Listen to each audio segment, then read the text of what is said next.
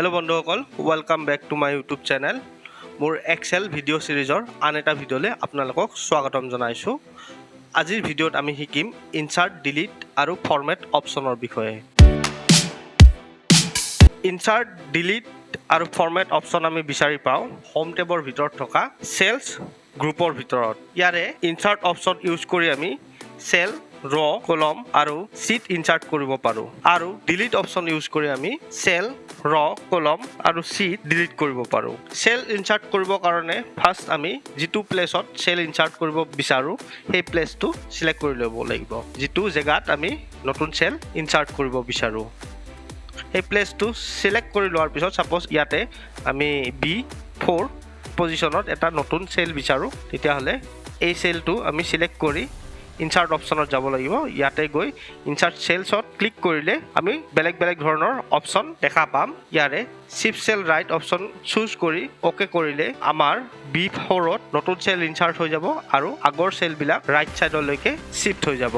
ঠিক তেনে ধৰণে আমি যদি ইনচাৰ্ট সেলছত গৈ shift cell down option choose কৰি ওকে কৰো, তেতিয়া হলে B4ৰ ঠাইত নতুন সেল ইনচাৰ্ট হ'ব আৰু আগৰ সেলবিলাক তললৈকে শিফট হৈ যাব। ইনচাৰ্ট সেলত গৈ এন্টায়াৰ ৰ অপচন চুজ কৰি ওকে কৰো, তেতিয়া হলে সেই সেলৰ ঠাইত এটা নতুন ৰ ইনচাৰ্ট হৈ যাব। আৰু যদি আমি ইনচাৰ্ট সেলছত গৈ এন্টায়াৰ কলম অপচন চুজ কৰি ওকে কৰো, তেতিয়া হলে নতুন কলম এটা এড হৈ যাব। এনেকৈ আমি ৰ আৰু কলম এড কৰিব পাৰো। মই কন্ট্ৰল Z কৰি লৈছো। ইয়াৰ উপৰি ইনচাৰ্টৰ ভিতৰত আমি ৰ ইনচাৰ্ট কৰিব পাৰো। ইনচাৰ্ট ৰ কৰাৰ কাৰণে আমি সেল এটা সিলেক্ট কৰি ল'ব লাগিব আৰু ইনচাৰ্টত গৈ ইনচাৰ্ট শীট ৰছ ক্লিক কৰিলে নতুন ৰ ইনচাৰ্ট হৈ যাব। তেনেকে সেল এটা সিলেক্ট কৰি ইনচাৰ্ট শীট কলম অপচন সিলেক্ট কৰিলে নতুন কলম ইনচাৰ্ট হৈ যাব। যেতিয়া কলম ইনচাৰ্ট হয় আগৰ কলমবিলাক ৰাইট সাইডলৈকে শিফট হৈ যায় আৰু যেতিয়া ৰ ইনচাৰ্ট হয় তেতিয়া তললৈকে শিফট হৈ যায়। তেনেকে ইনচাৰ্ট শীটত ক্লিক কৰিলে নতুন শীট এড হৈ যায়।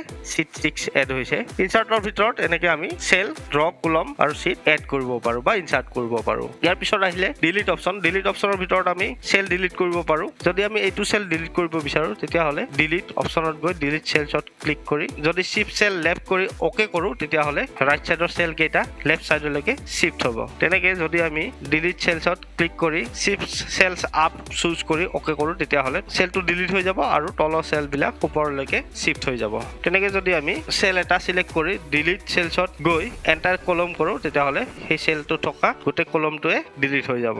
যদি সেল এটা সিলেক্ট কৰি ডিলিট সেলছত গৈ এন্টায়াৰ ৰ চুজ কৰি ওকে কৰো, তেতিয়া হলে সেই সেলটো থকা গোটেই ৰটোৱে ডিলিট হৈ যাব। ইয়াৰ উপৰি ইয়াত ৰ আৰু কলম ডিলিট কৰা অপচনো আছে। আমি সেল এটা সিলেক্ট কৰি ডিলিট শীট ৰছ কৰিলে সেল থকা গোটেই ৰটোৱে ডিলিট হৈ যাব আৰু সেল এটা সিলেক্ট কৰি ডিলিট অপচনত গৈ ডিলিট শীট কলম ক্লিক কৰিলে গোটেই কলমটোৱে ডিলিট হৈ যায়। ইয়াৰ উপৰি ডিলিট অপচনত আমি শীট ডিলিট কৰিব পাৰো। ইয়াত শীট 4টো সিলেক্ট কৰি লৈছো। সিলেক্ট কৰি ডিলিট শীটত ক্লিক কৰিলে শীট 4 ডিলিট হৈ গ'ল। এতিয়া শীট 6 সিলেক্ট হৈ আছে। এতিয়া ডিলিট অপচনত গৈ ডিলিট শীট কৰিলে শীট 6 ডিলিট হৈ যাব। এনেকে আমি ডিলিট অপচন ইউজ কৰি সেল, ৰ, কলম, শীট ডিলিট কৰিব পাৰো। ইনচাৰ্ট আৰু ডিলিটৰ ভিতৰত শিকিবলগীয়া এইখিনিয়ে।